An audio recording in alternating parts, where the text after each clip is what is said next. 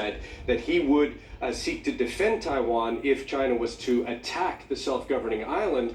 And that, China says, is a betrayal of those agreements. So, in fact, you've got the state media saying there's no room for compromise on this issue, especially when the White House says it's trying to set new guidelines for the difficult relationship between these two countries moving forward. But as you heard from Kevin, there are other areas where they could potentially find some cooperation. Climate change is always floated as a relatively apolitical area that's in kind of the global interest to try to find some compromise.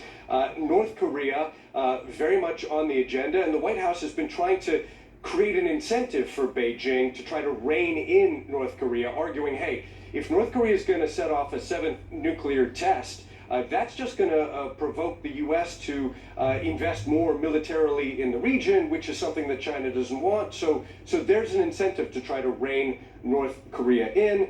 Another area, trade. You know, the White House imposing this ban on the transfer of semiconductor technology to China, seen very much as an aggressive move. We have yet to see China's response to that, so keep an eye on that. And then there's the war in Ukraine.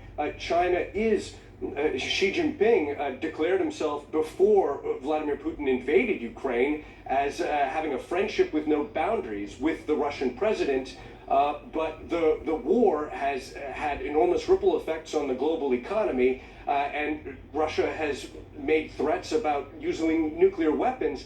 That is the kind of stuff that is uncomfortable for China. Is it possible that these two leaders could, in the privacy of their meeting, find some kind of common ground to perhaps ease some of those tensions with this escalating Ukraine war, which the Russian side is not doing well at, and it must be embarrassing to some degree for the Chinese government to see its ally withdrawing in just the last week from a key city that it had captured in the first days of the war. Michael. All right, Kevin Liptak, Ivan Watson, both of you appreciate that. Thanks so much. We'll check in with you as the hours tick by to that meeting. All right, from liberation to restoration, a freed Ukrainian city tries to rebuild after it was